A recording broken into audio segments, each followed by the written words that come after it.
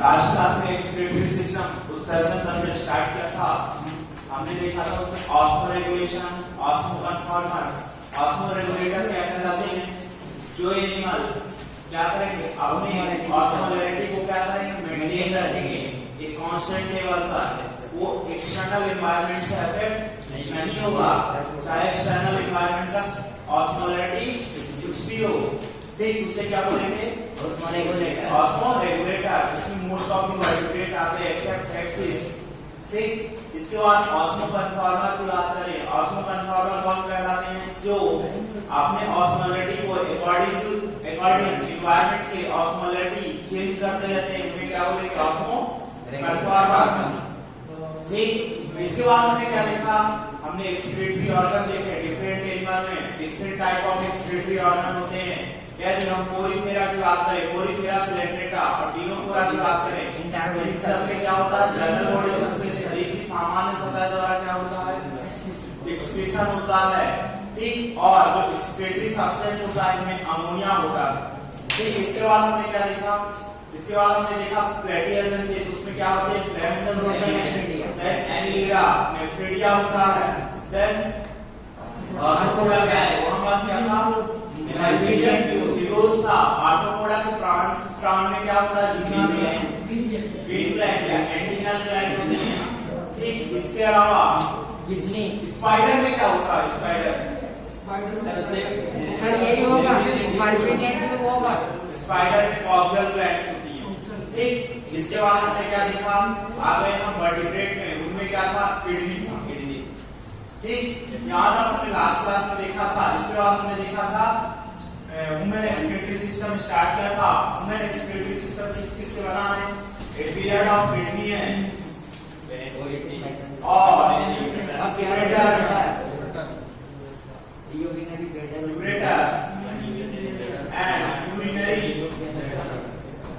Bladder, urinary bladder और क्या है यूरेथ्रा, यूरेथ्रा। ठीक, कितनी चीजें हमने देखा था। ये हमारा क्या बनाता है एक्सक्रीटरी सिस्टम बनाता है। अब बात करते हैं किडनी की। किडनी की सिचुएशन कहाँ होती है, last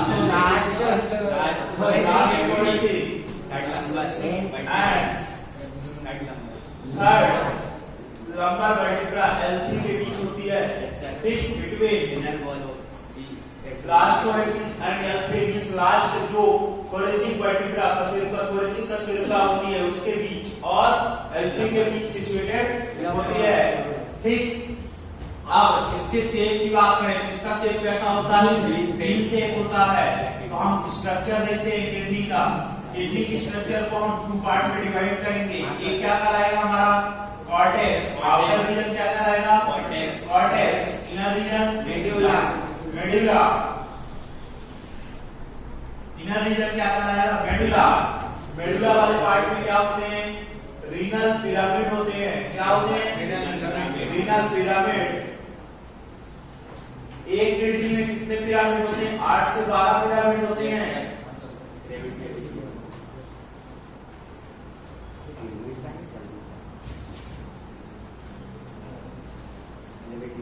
outer part of kidney को क्या कहते हैं हम, आउटर पार्ट ऑफ किडनी को हम कॉर्टेक्स कहते हैं। ठीक, और जो इनर पार्ट होता है उसे क्या बोलते हैं हम मेडुला, मेडुला कहते हैं।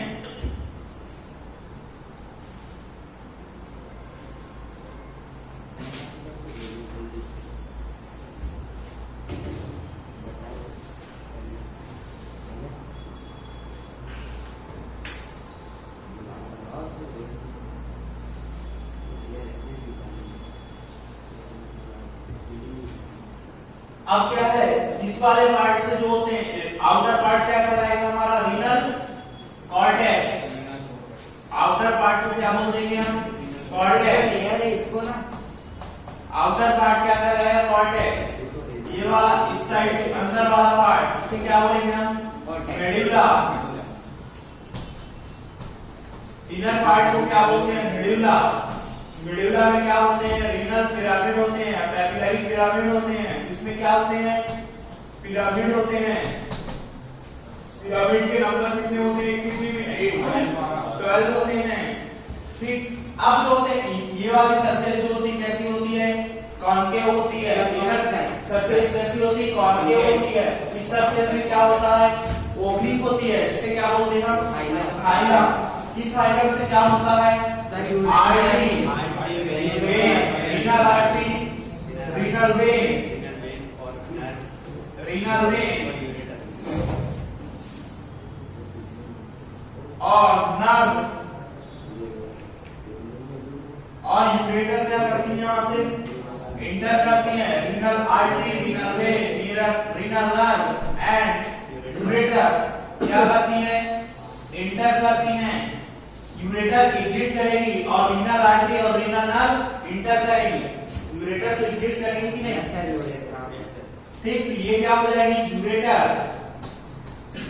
मूत्रवाहिनी, renal nerve, renal artery, renal artery and renal vein. इस सरफेस को क्या बोलते हैं हम, हाइलम। ठीक, या रीनल हाइनस बोलते हैं ओपनिंग को। ठीक, अब यहाँ ये वाला जो ब्रॉड फनल से स्पेस होता है उसे क्या बोलते हैं हम, रीनल पेल्विस। इसे क्या कहते हैं, रीनल पेल्विस, रीनल पेल्विस। ठीक, अब पिरामिड के बीच में जो स्पेस होता है उसे क्या बोलते हैं, यहाँ पास जो स्पेस होता है उसे बोलते हैं हम कॉलम ऑफ बर्टिनी। इसे क्या कहते हैं हम, कॉलम ऑफ बर्टिनी।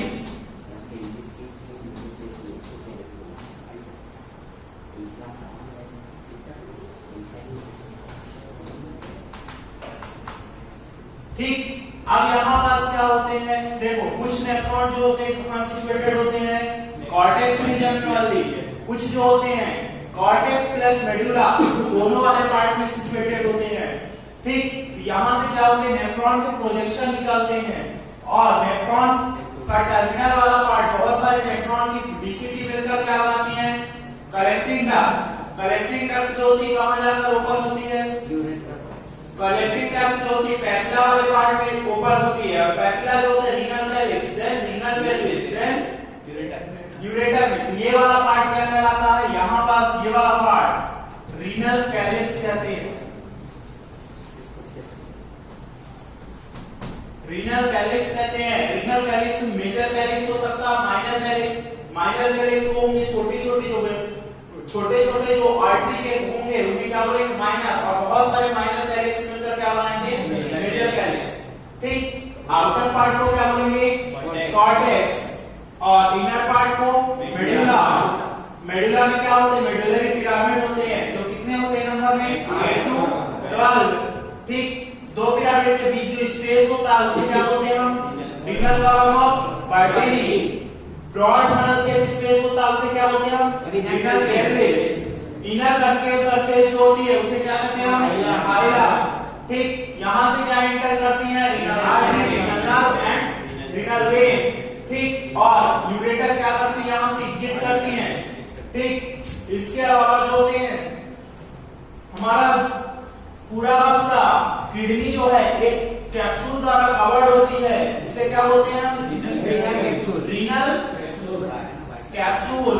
जो कौन से टिश्यू से बना होता है, white fibrous connective tissue. White fibrous connective tissue की कवरिंग होती है जिसे क्या कहते हैं हम, रीनल कैप्सूल। पीछे वालों आया कि नहीं, आया छाप लो, किडनी हेडिंग डाल करके डायग्राम बना लो। सर किडनी है ह्यूमन रेस्पिरेटरी सिस्टम, तो किडनी है आगे तो ह्यूमन रेस्पिरेटरी सिस्टम में है।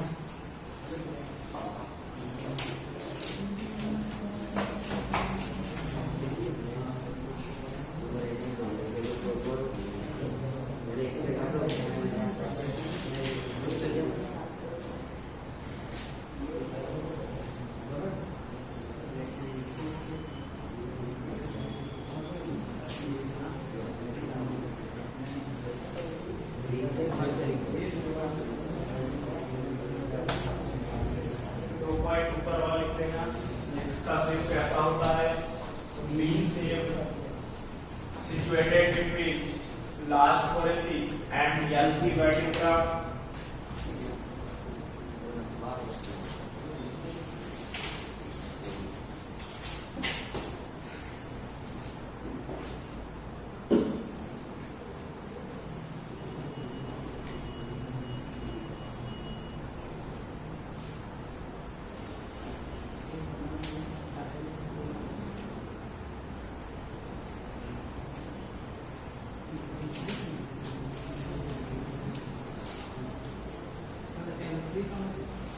L3 लंबर वर्टेब्रा, लंबर कितनी होती है? लंबर वर्टेब्रा कितनी होती है? लंबर वर्टेब्रा 1 7 सर 7 या 12 सर्वाइकल की कितनी होती है? 7 रहती है सर्वाइकल, थोरेसिक 12 और लंबर 5 तो L3 और पांचवें नंबर 5 होती हैं, जैसे L1, L2, L3 और T12। इस इन पोजीशन के बीच में क्या है? किडनी है।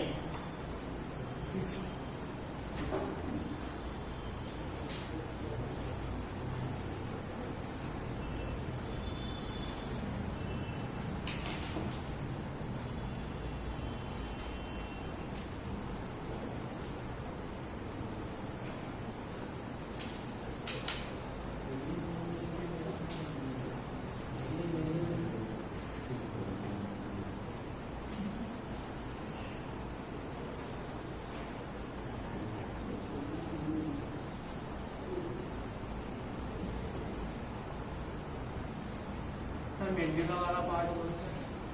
मेडुला वाला जहाँ मेडुलरी पिरामिड है, इसके इनसाइड का पार्ट।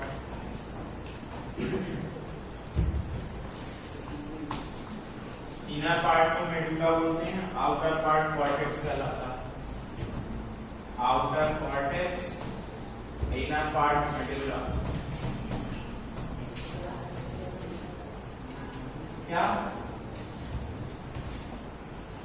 ये लाइनिंग के अंदर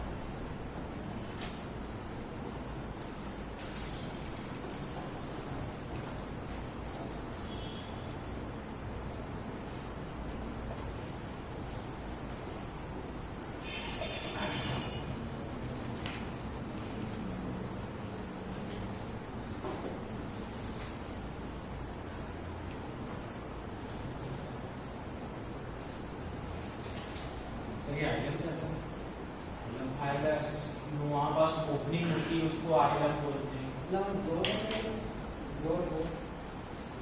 ओपनिंग जो कॉन्केव सरफेस है जहाँ से आर्टरी वेन ये सब इंटर करके तो वहाँ पास ओपनिंग होती है, उसको आइलम कहते हैं।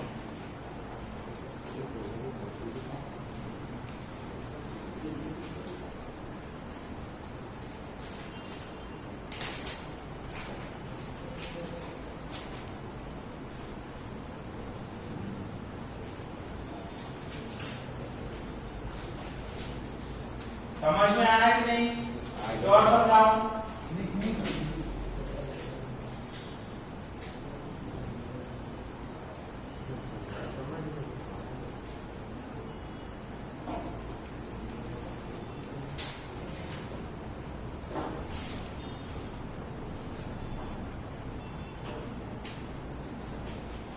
सर एक बार बोलना ना सिचुएटेड का होती है पूरा proper situated between last thoracic and L3 vertebra.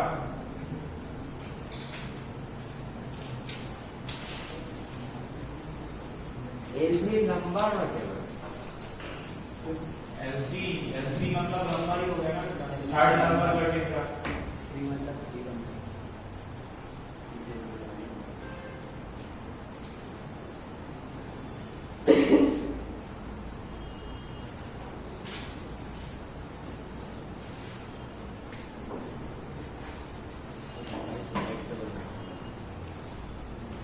चलिए रीनल कैलिक्स का क्या कैसे बताया था वो समझ नहीं आया।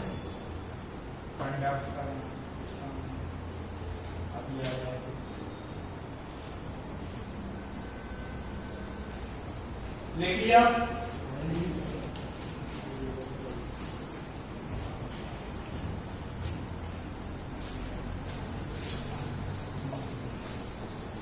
कुछ लोग तो बनाने पे ज्यादा फोकस करते हैं भाई, सब बने हुए डायग्राम में जाएंगे आपको समझने पे फोकस करेंगे।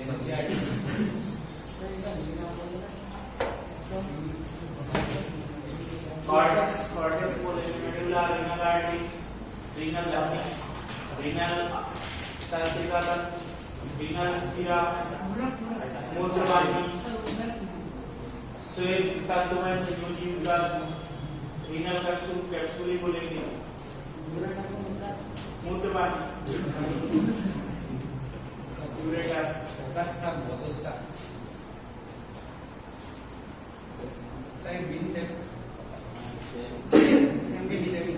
क्या बीज से सेम के बीज के आकार,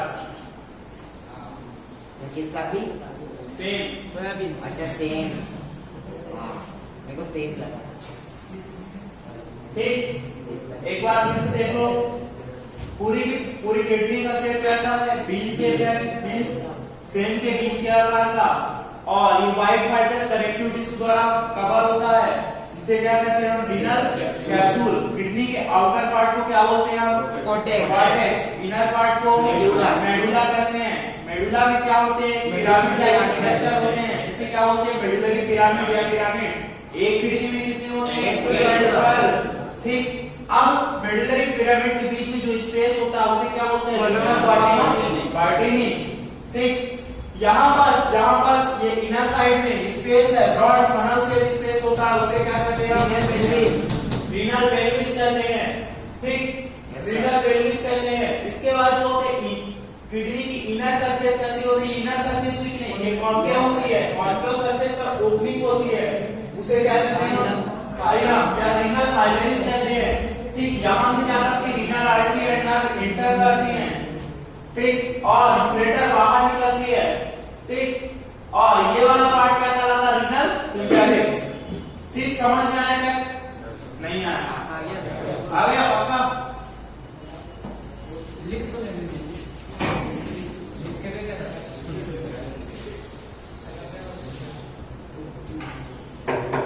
सर ज्यादा स्पीड चल रहा है क्या, सही चल रहा है सर, तेजी चलना चाहिए, टाइम एग्जाम आई सर,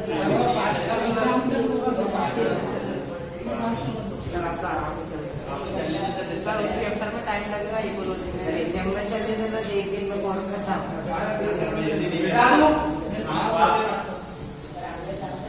उसमें टाइम लगेगा, तो इकोलॉजी में अभी तो सर और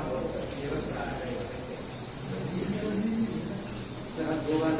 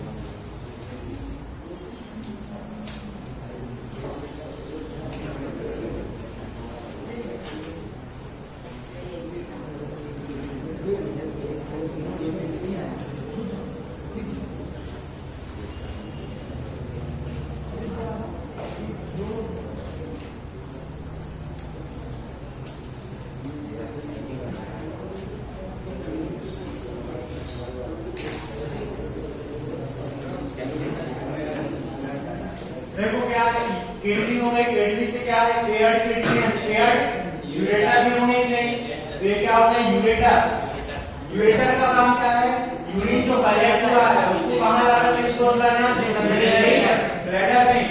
मूत्रवाहिनी का काम क्या है, यूरिन को कलेक्ट करना, कहां, मूत्राशय में, यूरिनरी ब्लैडर में।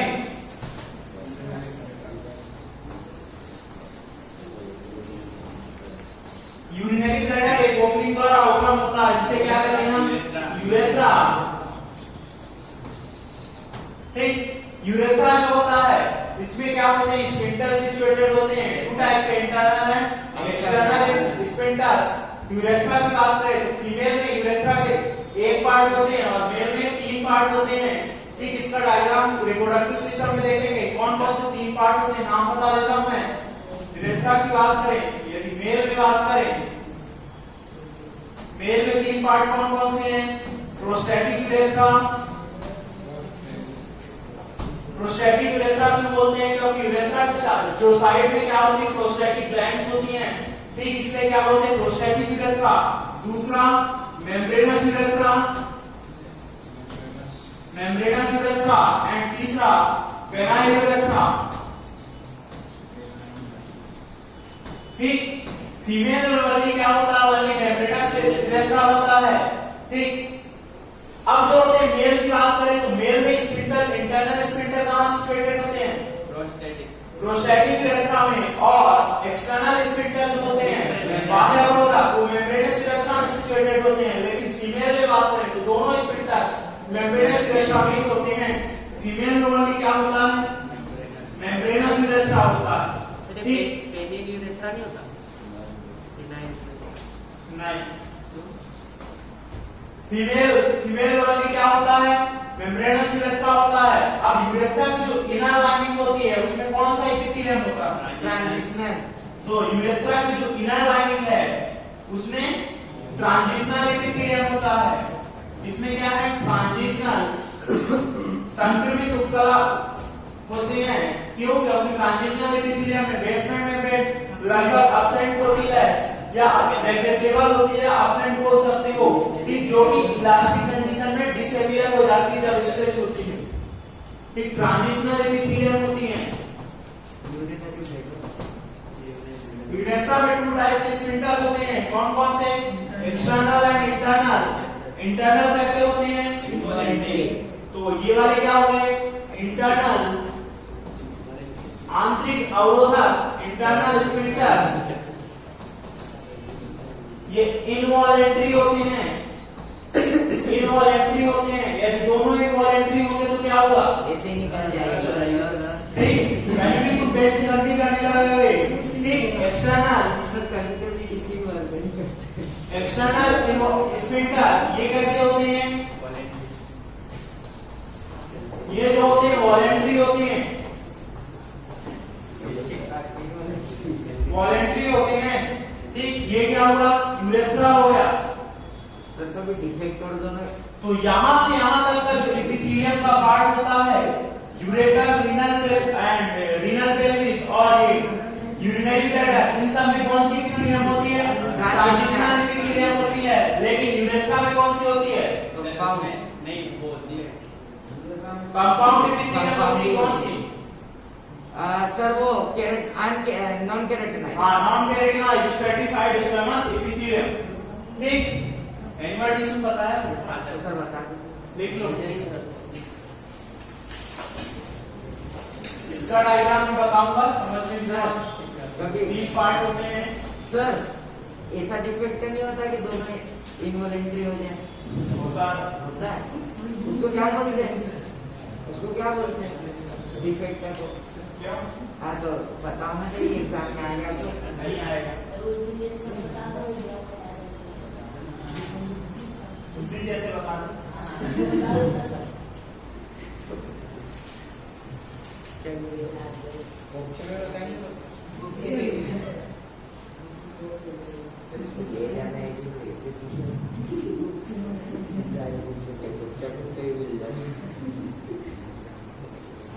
हरियाली अलग ही कपड़े पहन के आता है, किस दिन सारे रंग बिरंगे।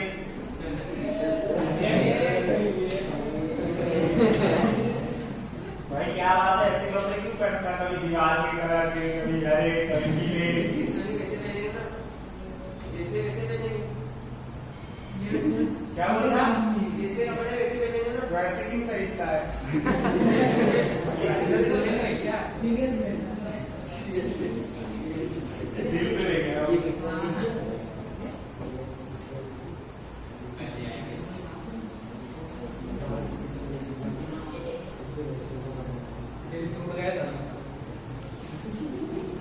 आगे अभी तो पढ़ा था खाली सर्कुलेशन का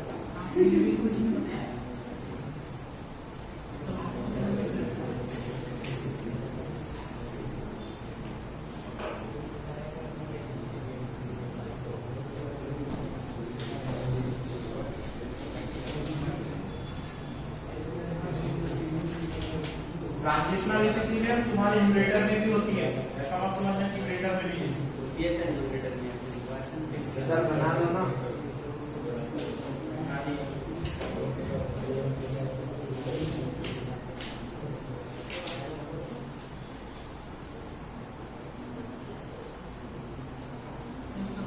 आ रहे हो आ रहे हो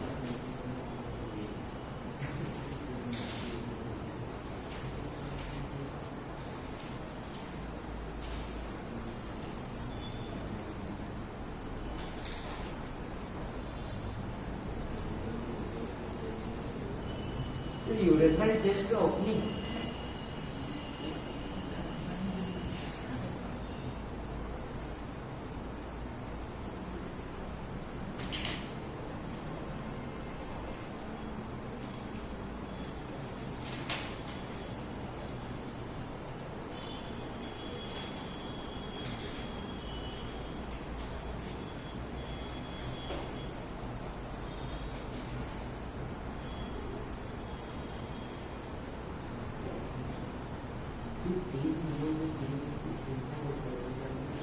यूरेथ्रा ओपनिंग नहीं है डा यूरेथ्रा ओपनिंग सर ये तो आपने 3 सर्कल बनाए 3 स्पिंटर सर हाँ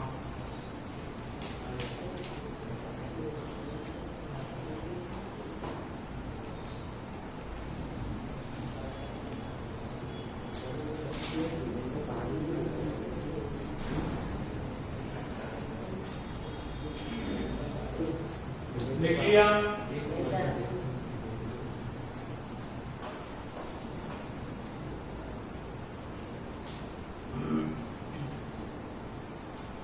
मेल में 3 पार्ट्स होते हैं यूरेथ्रा के, prostatic urethra, membranous urethra and penile urethra.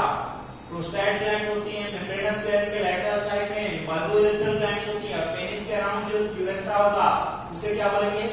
Penile urethra. ठीक, फीमेल वाली मेम्ब्रेनस यूरेथ्रा होता है, प्रोस्टैट ग्लैंड होती है ना, पेनाइल यूरेथ्रा वाला पार्ट होता है। राइट करना है इधर लिखो रे, देखने के लिए लिखा नहीं। मैं तो रिप्रोडक्टिव में बता दूं तो पढ़ाया तो बहुत कुछ गया पहले ही। कोर्स नहीं कंप्लीट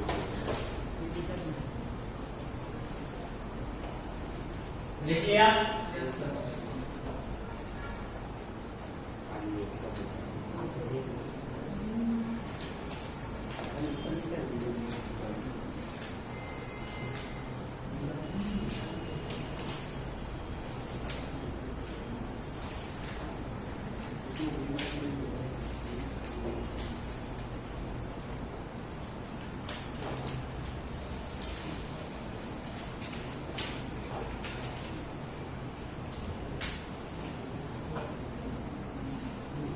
आगे देख, पैसेज ऑफ यूरिन की बात करें, यूरिन का फॉर्मेशन कहाँ होता है? नेफ्रॉन में। Nephron is the structural and functional unit of urine. ठीक, इसके बाद हम स्ट्रक्चर ऑफ नेफ्रॉन देखने वाले हैं।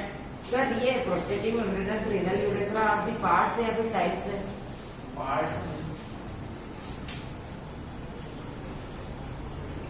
बोला तो ध्यान से सुना, तब बात करने में ही रहता इधर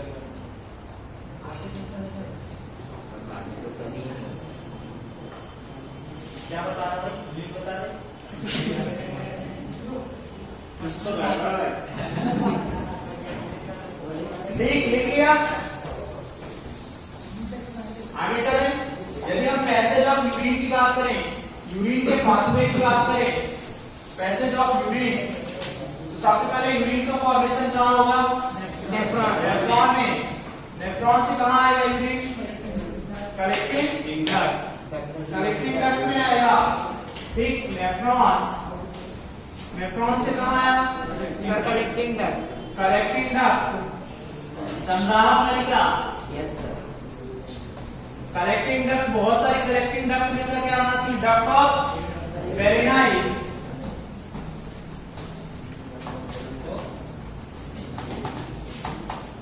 डक्ट ऑफ वेरिनाई कहां ओपन होती है? पैपिला वाले पार्ट में। और पैपिला कहां ओपन होता है? जाके रीनल कैलिक्स में।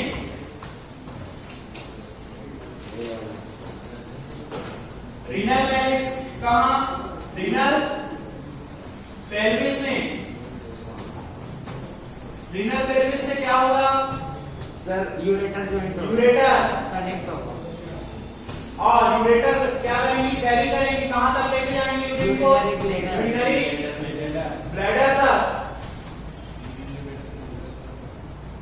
यूरिनरी ब्लैडर से यूरिन को यूरेटर के थ्रू एक्सक्रीट जो है एक्सक्रीट नेचुरेशन कर दिया जाए यूरिन का। ठीक, ये क्या हो गया? यूरिन का पाथवे हो गया। ठीक, पैसेज ऑफ यूरिन। इसमें यदि हम बात करें रीनल पैपिला वाले पार्ट से यूरिनरी ब्लैडर तक कौन सी इपीथेलियम होती है? ट्रांजिशनल इपीथेलियम। तो यहां से लेकर पैपिला वाले पार्ट से यूरिनरी ब्लैडर तक कौन सी इपीथेलियम है? ट्रांजिशनल इपीथेलियम। संक्रमित उपकला लिख लो, पाथवे ऑफ यूरिन डाल करके पैसेज ऑफ यूरिन। तुम भी ऐसे ही मत लिख लेना, एक रूम में लिखना। सर ऐसे लिख लेते ना तो फ्लो करने में आ जाएगा। वो एक लाइन में वर्टिकल सर मुश्किल से है।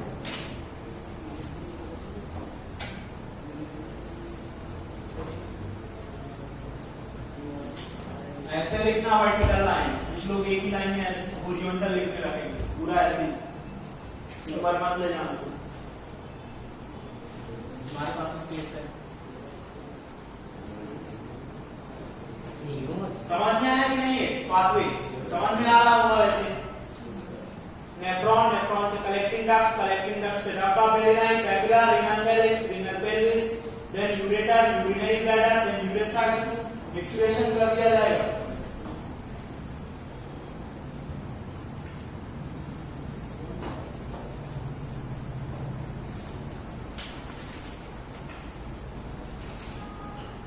क्लास नहीं आते क्या सुबह सुबह बच्चे? काम आते हैं ऐसा लगता है, नींद ही नहीं खुलती या बोरिंग लग रहा है, बहुत बोरिंग लग रहा है ज्यादा। ऐसा नहीं करता।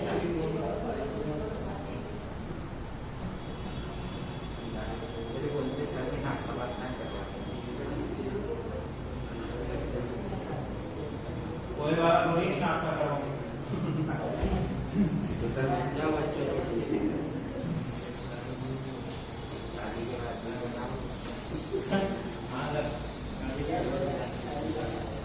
स्ट्रक्चर ऑफ नेफ्रॉन रेडी डाल लो। नेफ्रॉन की संरचना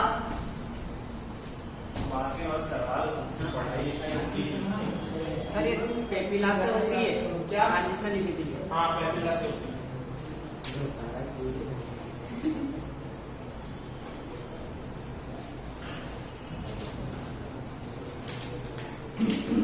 यस सर। लिख लिया?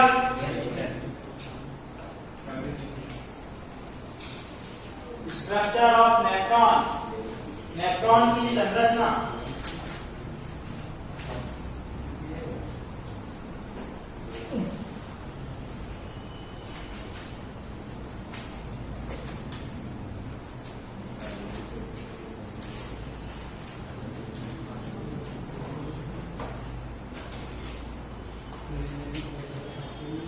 स्ट्रक्चर ऑफ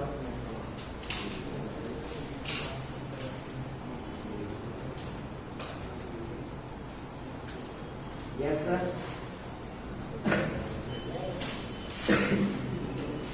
नेफ्रॉन देखो, nephron is the structural and functional unit of kidney.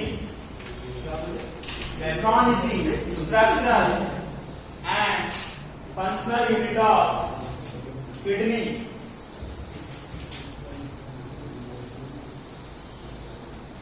Nephron प्रकृति संरचनात्मक एवं क्रियात्मक इकाई है। नेफ्रॉन प्रकृति संरचनात्मक एवं क्रियात्मक इकाई है। ठीक भाई बोल रहा हूं तब भी उसका ठीक रहा। Nephron is the structural and functional unit of kidney. अंग्रेजी में कहीं नहीं बोली क्या?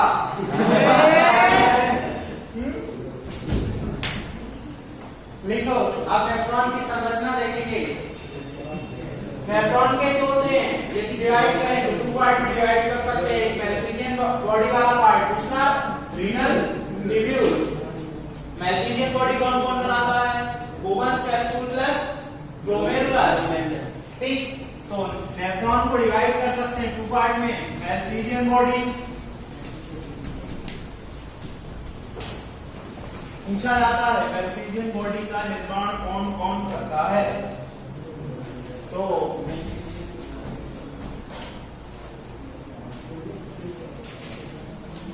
Renal tubule. मैल्पिजियन बॉडी में क्या क्या आ जाएगा? ग्लोमेरुलस,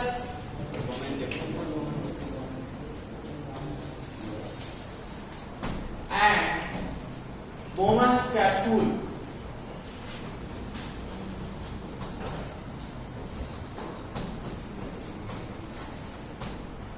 ग्लोमेरुलस का फॉर्मेशन कैसे होता है?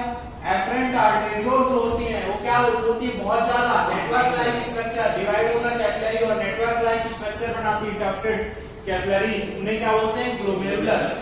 ठीक, और रीनल ट्यूब्यूल में क्या हो जाएगा?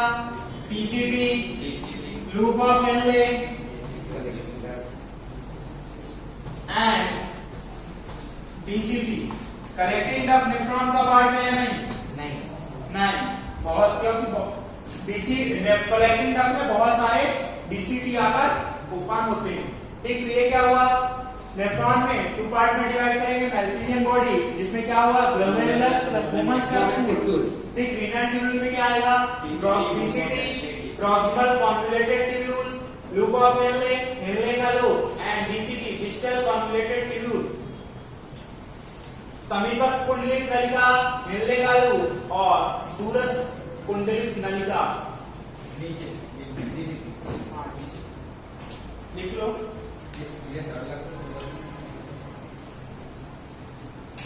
बोवन कैप्सूल, बोवन संपुट।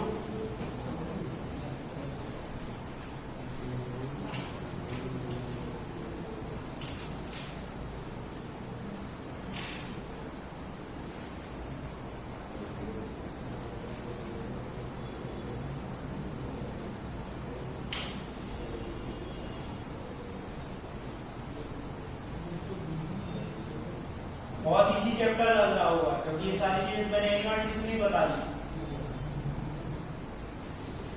सर क्या कॉमेडी कर रहे हो आप? आपको पढ़ना हो तो पता चले, आपको रट के आते हो सर।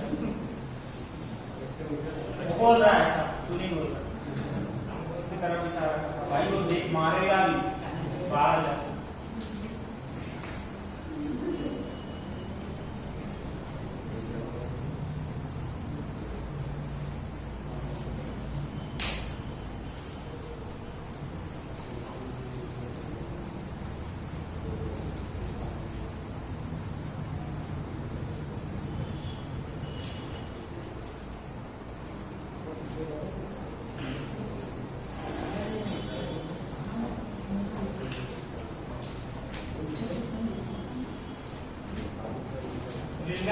लिख लिया, आगे चलें।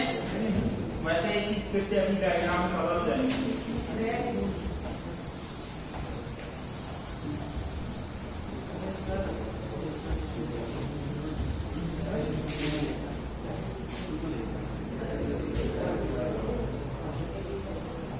जो बहुत टेढ़ा होता है उसको सीधे कैसे किया जाता है?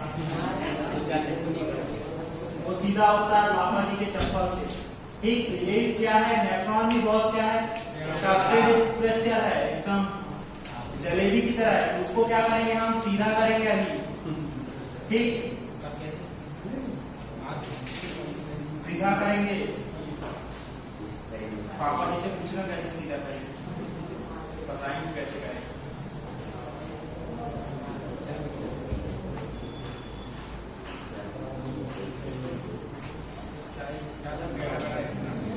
आपको टेढ़ा ही बना है।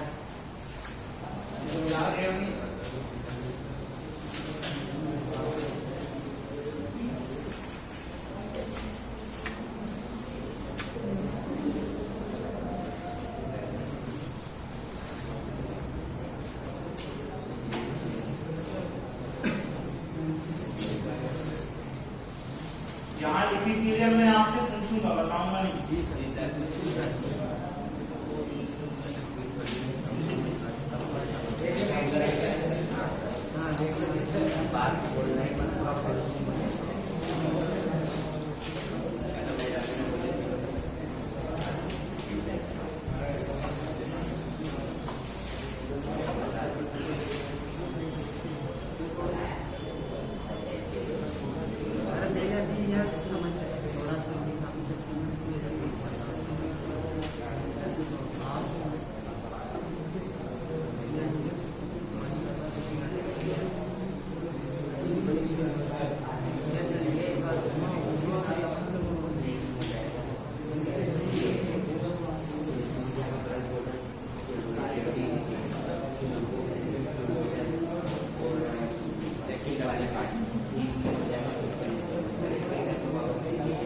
बस करो सर, कम से उड़ता तो नहीं है। ये क्या है? Afferent arteriole. देखो आर्टरी आती है, आर्टरी क्या होती है? डिवाइड होती है और क्या बनाती है? आर्टेरियोल। ठीक, जो इंटर कर रही है उसे क्या बोलते हैं? अफरेंट। और जो निकलती है एक्सटेंडर की उसे क्या बोलते हैं? इफरेंट। ठीक, ये क्या हो जाएगी? Afferent arteriole. आगे वाली नलिका, ये क्या हो जाएगी? अब वाली अफरेंट। डिफरेंट, ये क्या हो जाएगी? इफरेंट।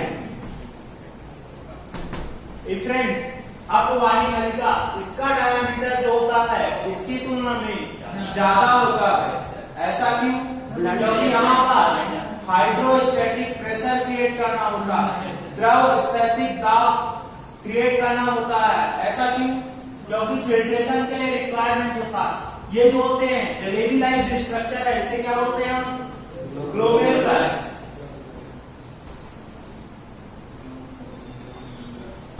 ठीक, ये जो होती है बहुत और डिवाइड होती है और कैपिलरी जो होती है इनकी क्या हो जाती है?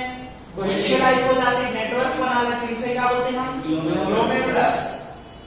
अब जो होती है ग्लोमेरुलस में कौन सी इपिथेलियम होगी? Simple squamous epithelium. क्या होता है? कैपिलरी एंडोथेलियम में क्या होता है? Simple squamous epithelium. Bowman's capsule की बात करें तो यहाँ पास क्या होते हैं? यहाँ कैसी स्ट्रक्चर है? Double membranous sac like structure होती है। क्या? बोमन्स कैप्सूल, संपुट, बोमन संपुट। ठीक, अब बोमन संपुट में कौन सी इपिथेलियम होती है? सिंपल स्क्वेमस इपिथेलियम, जिसे क्या कहते हैं? पोडोसाइट कहते हैं। क्यों? क्योंकि इसमें फीट लाइक प्रोसेस पाए जाते हैं, उसे क्या कहते हैं हम? पोडोसाइट। ये क्या है? बोमन्स। तो सर जब पूजा पहली किसकी होती है तो ब्लड कैपिलरीज की कोई नहीं होती है क्या? वहाँ पर ग्लोमेरुलस में ग्लोमेरुलस ब्लड कैपिलरीज को बोलते हैं। Double membranous sac like structures होती है, उसे क्या कहते हैं हम? Bowman's capsule. इसके ऊपर जो इपिथेलियम होती है उसे क्या कहेंगे हम? पोडोसाइट। तो यहाँ पास 3 लेयर बनेगी कि नहीं? एक इन दोनों के बीच में बेसमेंट मेम्ब्रेन होगी, एक इसकी इपिथेलियम होगी, एक इसकी इपिथेलियम होगी। ऐसा ही होगी स्ट्रक्चर की नहीं? ठीक, जैसे रेस्पिरेशन वाले में थी। अब क्या होगा? यहाँ इसका डायमीटर ज्यादा है, इसका डायमीटर कम है। ठीक, तो कौन सा प्रेशर क्रिएट होगा? Hydrostatic pressure. जो पाइप, सिंपल से समझो, पाइपलाइन है, पाइपलाइन से क्या बह रहा? पानी बह रहा। अब इसमें क्या होते हैं? कैपिलरीज होती है वो परफोरेटेड होती है, स्प्लिट पोर होते हैं कि नहीं? इसमें भी स्प्लिट पोर है। अब पाइप लाइन में रहा तो पोर से पानी बाहर निकलेगा कि नहीं? निकलेगा ना। पानी से जब बाहर निकलेगा तो उसमें जो भी स्मॉल सब्सटेंस होंगे वो सारे बाहर निकलेंगे कि नहीं? ठीक, तो इसमें सारे के सारे सब्सटेंस बाहर आ जाते हैं except plasma protein. Plasma protein का साइज लार्ज होता है इसलिए यहाँ से बाहर नहीं आ पाते। ठीक, यह हाइड्रोस्टैटिक प्रेशर की वजह से कहाँ आता है पूरा का पूरा यूरिन यहाँ आकर एक्यूमुलेट होता है। ठीक, एक्यूमुलेट हुआ जिससे प्रोसेस को क्या बोलते हैं? अल्ट्रा फिल्ट्रेशन, परानिस्सरण। ठीक, यहाँ पर सारे के सारे सब्सटेंस होते हैं, उसमें ग्लूकोज होता है, बहुत सारे आयंस होते हैं। ठीक, एक्सेप्ट प्लाज्मा प्रोटीन सारे कंपोनेंट होंगे किसके? प्लाज्मा के। प्लाज्मा के सारे कंपोनेंट होंगे किसमें? जो फिल्टर हुआ। ठीक, अभी हम यूरिन फॉर्मेशन में देखेंगे। अब ये वाला पार्ट जो होता है नेक होता है, इस पार्ट को क्या बोलते हैं? नेक। नेक वाले पार्ट जब यहाँ पास यूरिन है, यूरिन कैसा कंसंट्रेटेड होगा कि नहीं? Yes sir.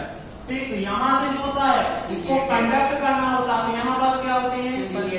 Ciliated cuboidal epithelium. बताया था कि नहीं? सीलिएटेड घनाकार उपकला होते हैं। अब बात करते हैं किस पे? नेक्स्ट वाले पार्ट पे आते हैं पीसीटी। प्रेस्पोडर एपिथेलियम। पीसीटी वाले पार्ट में क्या होता है? माइक्रोविलाई होते हैं। माइक्रोविलाई होते हैं इसलिए अपीयरेंस कैसा होता है? प्रेस्पोडर। और एपिथेलियम कौन सी होती है? Simple cuboidal epithelium. ठीक, माइक्रोविलाई क्यों होते हैं? क्योंकि यहाँ पास ग्लूकोज लार्ज अमाउंट में जो ग्लूकोज क्या हुआ है? फिल्टर हुआ है, उसको अब्सॉर्ब करना है, रीअब्सॉर्ब करना है, पुनः ब्लड में ले जाना है। ब्लड में ले जाना, अब्सॉर्ब करना है, उसके लिए क्या करना है? सरफेस एरिया बढ़ाना है। सरफेस एरिया कौन बढ़ाएगा? Villi and microvilli. ठीक, तो माइक्रोविलाई कौन सी सरफेस पर होते हैं? इसके बेसोलैटरल सरफेस पर होते हैं। ठीक, बेसोलैटरल सरफेस पर होते हैं। इसके बाद नेक्स्ट कौन सा पार्ट आता है पीसीटी के बाद? Loop of Henle. Loop of Henle के दो पार्ट्स होते हैं, एक थिक पार्ट, दूसरा थिन पार्ट। ये कौन सा हो जाएगा? Descending loop of Henle. नीचे जा रहा है कि नीचे जाता है तो उसे क्या बोलते हैं? Descending. Descending loop of Henle. ये कौन सा हो जाएगा? Ascending loop of Henle.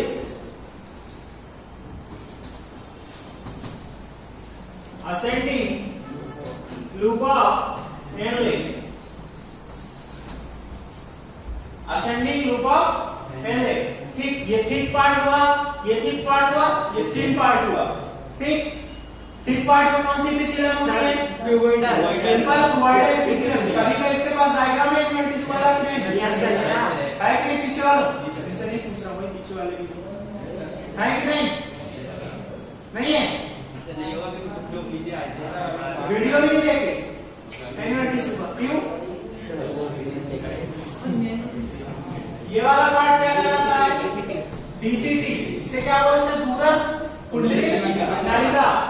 दूरस्थ कुंडलिक नलिका। इसमें कौन सी एपिथेलियम होती है? Simple cuboidal epithelium. अब दूरस्थ कुंडलिक नलिका कहां जाकर ओपन होती है? कलेक्टिंग डक्ट में। ठीक, नेफ्रॉन की क्या हुई? स्ट्रक्चर संरचना हुई। यूरिन जो यहाँ पास एक्यूमुलेट हुआ है उसमें क्या है? लार्ज अमाउंट में सब्सटेंस होते हैं, उसका अब्जॉर्प्शन होता है। देन ये लूप ऑफ हेनले जो है ये किसमें हेल्प करता है? यूरिन के कंसंट्रेशन को मेंटेन करने में हेल्प करता है। ठीक है, डीसीटी वाले पार्ट में जनरली अब्जॉर्प्शन बहुत कम होता है, कुछ कंडीशनल रीअब्जॉर्प्शन होता है, कुछ कंडीशंस होती है तभी अब्जॉर्प्शन होता है, वरना नहीं होता। और ये कलेक्टिंग डक्ट हो गया। ठीक, तो यहां तक कोई डाउट किसी को?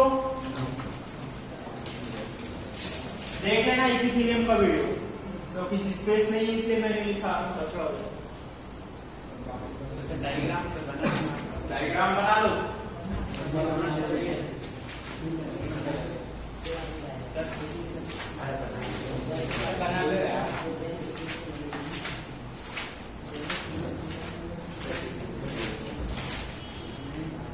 यहाँ पर जो एपिथेलियम होती है उसे क्या कहते हैं? पोडोसाइट।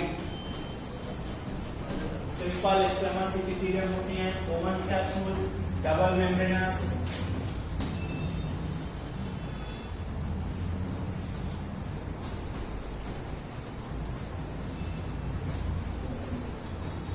यूजुअली ये बैकलाइक या साइक्लाइक स्ट्रक्चर होती है।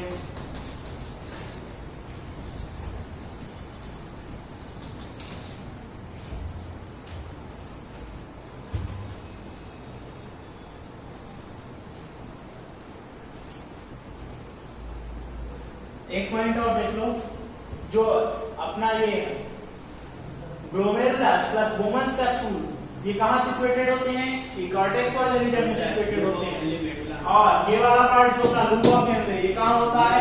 मेडुला वाले पार्ट में। इसलिए नेफ्रॉन को क्या बोलते हैं? Juxta medullary nephron. ठीक, छाप लीजिए।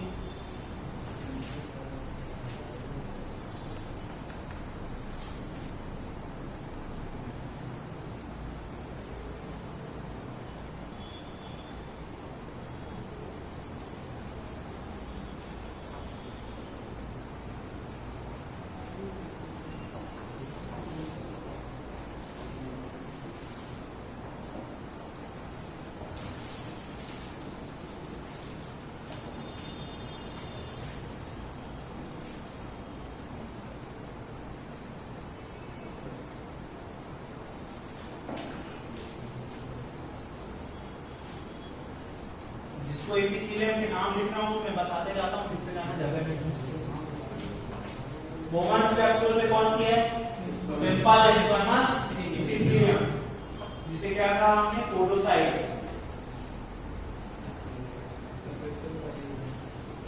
फिर पीसीटी, बीसीटी, इन सब पार्ट में क्या है? Cuboidal epithelium. PCT, BCT thick loop of inlet, loop of inlet के थिक वाले पार्ट में क्यूबॉइडल एपिथेलियम। ठीक, अब यदि इसमें माइक्रोबियल प्रेजेंट है तो उसे क्या बोल देंगे? Brush border cuboidal epithelium. ठीक, thin loop of Henle, thin वाले पार्ट में क्या है? सरल सल्की कलाउता, सिंपल स्क्वेमस एपिथेलियम। यहां पास क्या है? इस वाले पार्ट में सिंपल स्क्वेमस एपिथेलियम। बाकी सब जगह क्या है? Cuboidal epithelium.